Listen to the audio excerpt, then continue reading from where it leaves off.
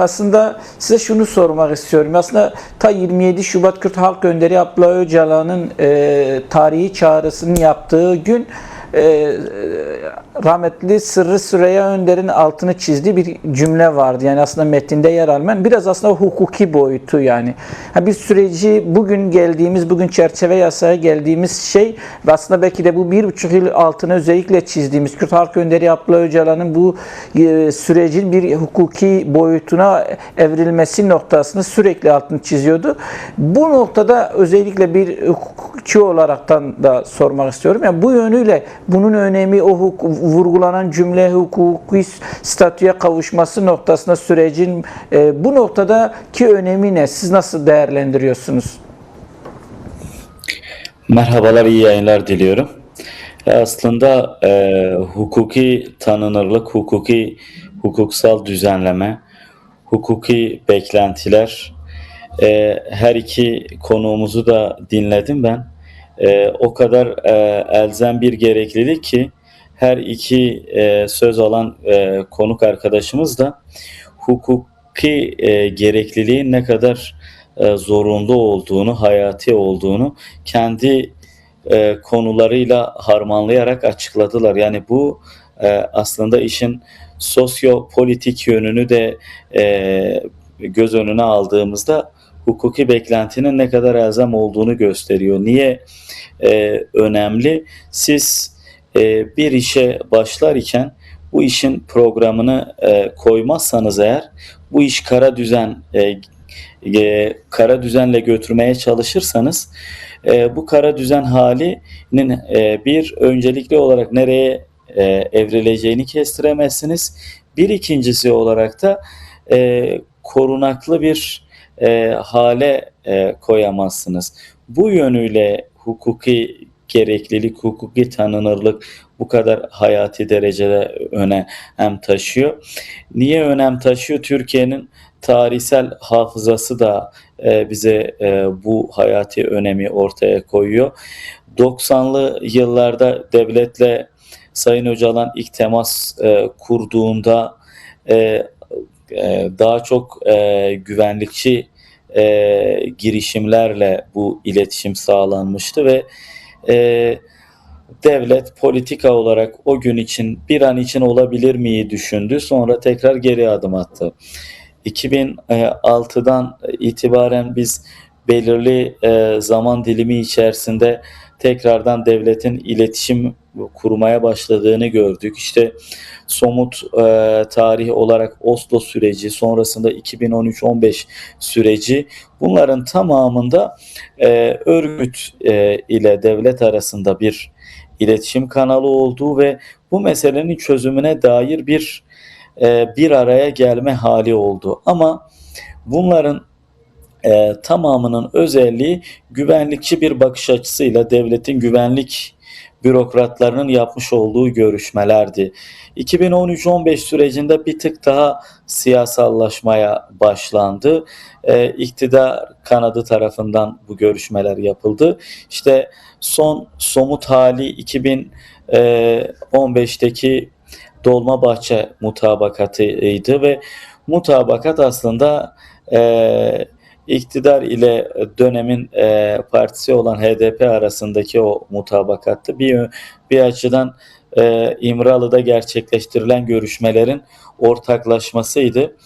Bir 15 gün geçtikten sonra, yanlış hatırlamıyorsam, dönemin başbakanı Erdoğan ilk 15 gün ne mutabakatı reddeden bir noktadaydı ne kabul etmeyen bir noktadaydı. 15. günün sonunda politik bakış açısı nereye evrildiyse artık şunu söyledi: ben Dolmabahçe mutabakatını da tanımıyorum, doğru da bulmuyorum deyip kestirip attı. Aslında o gün itibariyle süreç sona erdi diyebiliriz. Her ne kadar 2015 Haziran seçimi sonrasında işte 2016'dan itibaren yavaş yavaş iplerin kopmaya başladığı bir dönem olarak tanımlandı. O dönemlerin tamamının özelliği hukuki bir korumaya sahip değildi. Yani süreci tanımlayan, tarafların sorumluluğunu ortaya koyan, tarafların hangi pozisyonda yer alması gerektiğini belirleyen, süreç içerisinde müzakere masasının koşullarının ne şekilde düzenleneceğini, geri dönüşe dair entegrasyonla ilgili sürecin ne şekilde olacağına dair bir tanımlama, hukuki bir tanımlama koymadığınızda bu süreci ilerletmeniz hukuki sorumluluk babında zor olur. Bir yasaya bağlılık ile siyasal iktidarın bir politikasını yürütmek arasında ciddi anlamda bir fark vardır. Siyasal iktidarın politikası o gün içindir. Yarın başka bir politikaya ihtiyacı vardır. O politika ekseninde hareket eder. Ama bir yasa var iken bu yasaya bağlılık, bu yasanın belirlediği sınırlar içerisinde hareket edebilme kabiliyetini taraflar açısından bir zorunluluk olarak tanımlar. O yönüyle hukuki tanınırlık bu kadar hayati öneme sahip. Bu süreç açısından evet 2013-15 süreciyle kıyasladığımızda biraz daha bugüne kadar hukuki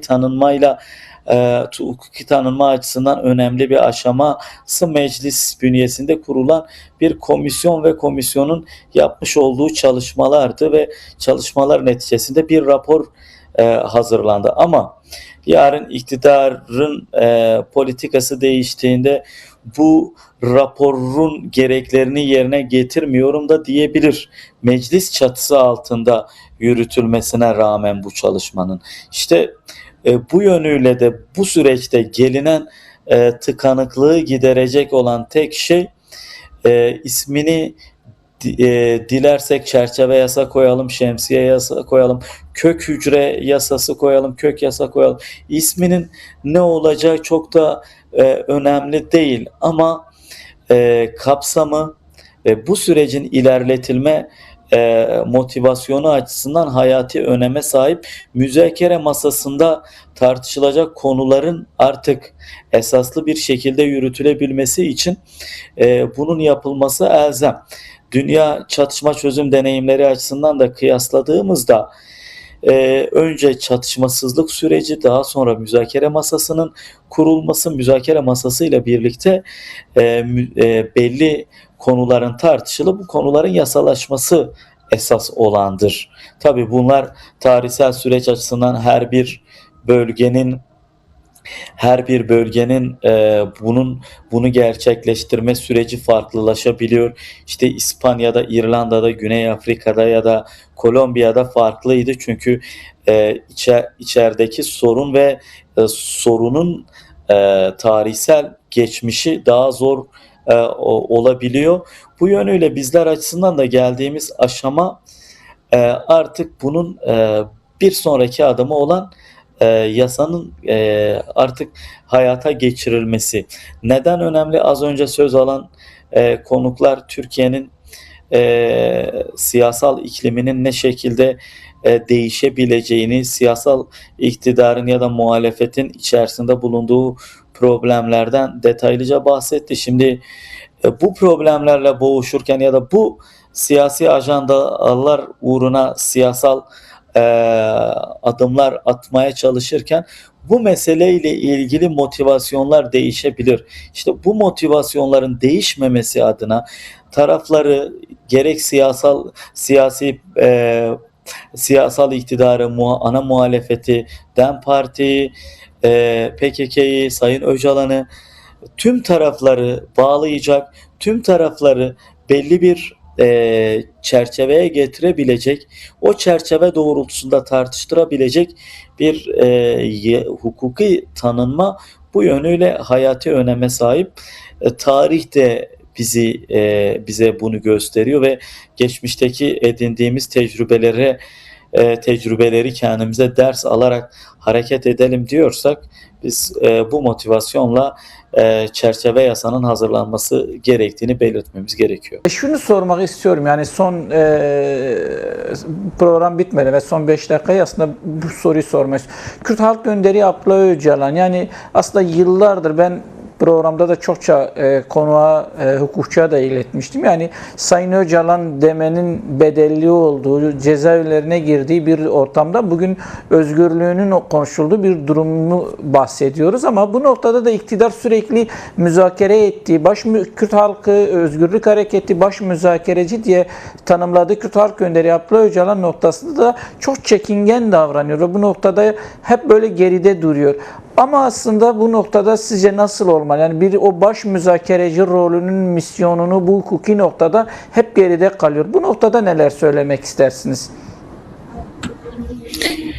Yani mevcut süreç açısından sorumluluğunu, pozisyonunun ağırlığını yerine getirebilmesi açısından tartışmamız gereken şey özgürlüğü olmalı. Yani işte İmralıada hapishanesinde koşullarının değiştirilmesi vesaire gibi değil, özgürlüğünün sağlanması gerekiyor. O da şu açıdan önemli. Kendisine biçilen rol ve misyonla orantılı bir koşulunun olması lazım. O koşulun karşılığı da özgürlüktür. Yani evet, kendisiyle ilgili mevcut dava grubunun olduğu umut hakkı meselesi tabii ki özgürlükle ilgili bir tartışmayı başlatıyor ama özgürlükle ilgili bir mekanizmanın kurulması tartışmasıdır umut hakkı. Ama bugün siyaseten konuştuğumuz şey 100 yıllık bir meselenin çözülmesi için ana sorumluluk biçtiğiniz bir kişinin pozisyonu ile ilgili bir tartışmadan bahsediyoruz. Bu kadar ağır bir sorumluluk yüklediğiniz bir kişinin bu ağırlığını ne şekilde taşıyabileceğinin karşılığı dediğim gibi özgürlüktür. Aksi durum tam anlamıyla rol ve pozisyonunu tam anlamıyla yerine getirmeyecektir. Siyasal iktidar bu meseleyle ilgili her türlü sorumluluğu almaya hazır olduğunu belirtmişti başlarken de. İşte bu da kendileri açısından tarihi bir sınav. Şunu biliyoruz. 2 yıllık süreç içerisinde esaslı meselelerin tamamını Sayın Öcalan'la tartıştı ve onun formülizasyonlarıyla sürekli tıkanan meselelerdeki kolaylaştırıcılığı bu bizleri bugüne kadar getirebildi bu süreç açısından. Bu çok kıymetli. Peki özgür bir pozisyonda olsaydı daha ilerleyen bir noktada olmaz mıydık? Hani bunu bir düşünelim. Az önce Sayın Birol belirtti, 50 küsür günlük bir görüşmeme hali aslında bir tecrit hali ve siyaseten tartıştığımızda bir rehine mantığına dönüşüyor. Sürekli Kürt tarafını Sayın Öcalan'ın mevcut pozisyonu üzerinden bir ehlileştirme, bir dizayn etme niyetiyle hareket ediliyor. Ama Kürtler bugüne kadar müzakere masasının bu topraklar açısından gerekliliğine inanarak bunun bu topraklar açısından neden hayati öneme sahip olduğunu toplumsal bir bilinçle hareket ederek bu sürece kadar getirdiler. Yani mesele işte siyasal iktidara güven vesaire meselesi değil. Mesele bir ihtiyacı iliklerine kadar hisseden ve bunun gerekliliğini bir zorunluluk olarak gören bir toplum gerçekliğinden bahsediyoruz. Hani bu yönüyle Sayın Öcalan'ın Bir dakikamız toparlarsak, son bir dakikamız bu arada. Tabii. Sayın Öcalan'ın pozisyonunu gören bir noktada Kürt toplumu ve bunun ağırlığıyla hareket ediyor ama bizler Sayın Öcalan'ın rol ve misyonunu doğru bir şekilde o yerine getirebilmesi için özgür koşullarda bu müzakere masasının tam anlamıyla amacına ulaşacak bir pozisyonda olabilir. Bu açıdan siyasal iktidarın bir siyasi bir kararla bunu önüne koyup bunun için gerekli yasal düzenlemeleri çok rahat yerine getirebilir. Çerçeve yasa içerisine yedirebilir. Daha sonra farklı bir yasa içerisine yedirebilir. Bu çok zor bir şey değil. Bu yönüyle öncelikli olarak müzakere masasına denk düşecek koşulun özgürlük olduğunu bence vurgulamamız gerekiyor. Bu motivasyonla da hareket etmemizde fayda olacağını düşünüyorum.